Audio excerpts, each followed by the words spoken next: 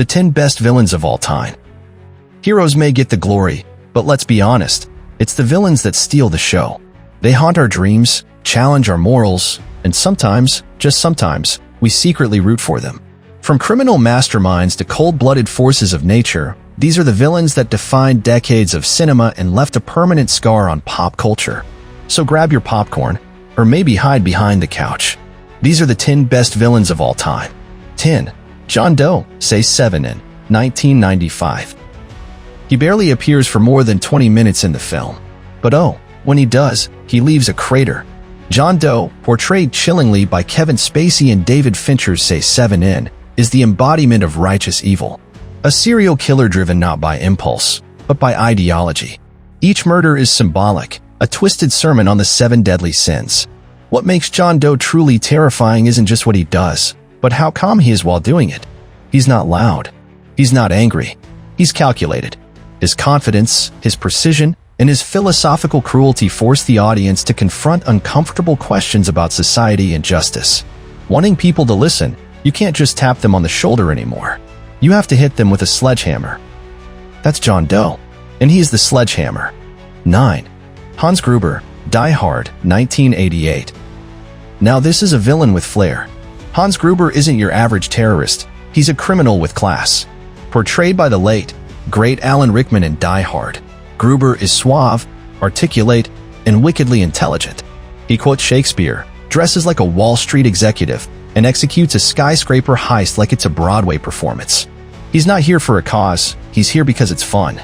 And while Bruce Willis's John McClane may have been the action hero we needed, Hans Gruber gave the film its soul. His fear of heights adds just the tiniest crack in his polished armor, just enough to make him human. But don't be fooled. He's still ruthless to the core. I am an exceptional thief, Mrs. McClane. And since I'm moving up to kidnapping, you should be more polite. 8. Dolores Umbridge, Harry Potter series 2007 to 2011. Forget Voldemort. The real nightmare in Harry Potter wore pink and smiled sweetly while inflicting pain. Dolores Umbridge, portrayed with spine-tingling brilliance by Imelda Staunton, is the bureaucratic face of authoritarianism. She doesn't need dark magic, just rules, regulations, and a pin that carves into your skin. What makes Umbridge unforgettable is how real she feels. We've all known an Umbridge. That teacher, boss, or official who hides behind procedure while slowly draining the life from you. Her horror doesn't come from spells, it comes from power abused under the guise of order.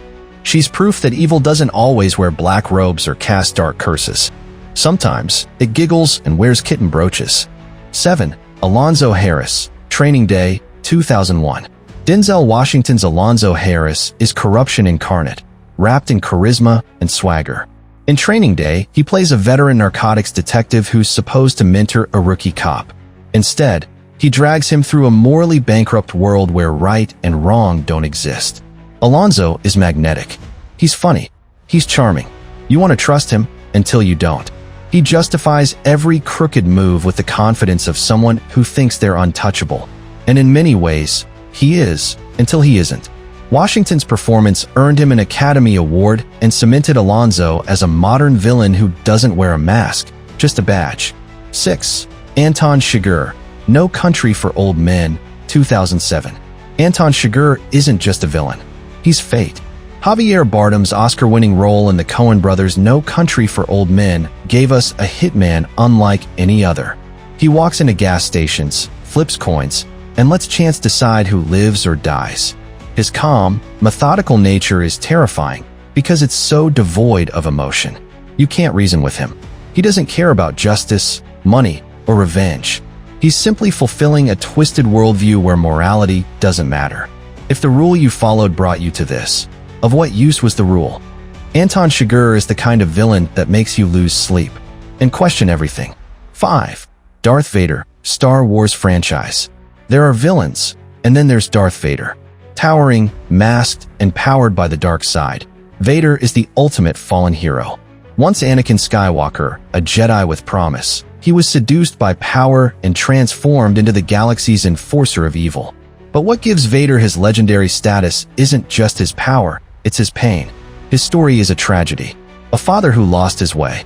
A man consumed by guilt, revenge, and control. And yet, redemption comes. In the end, he returns to the light. That's what makes Darth Vader timeless.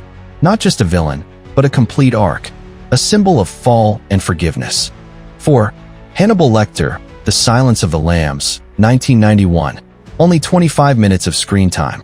That's all it took for Anthony Hopkins to become a legend.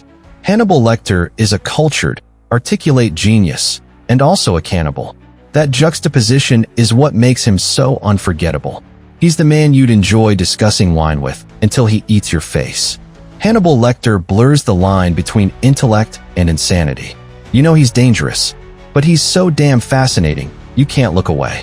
He's polite, he's eloquent, and he has a taste for the finer things, including human flesh. 3. Michael Myers, Halloween franchise.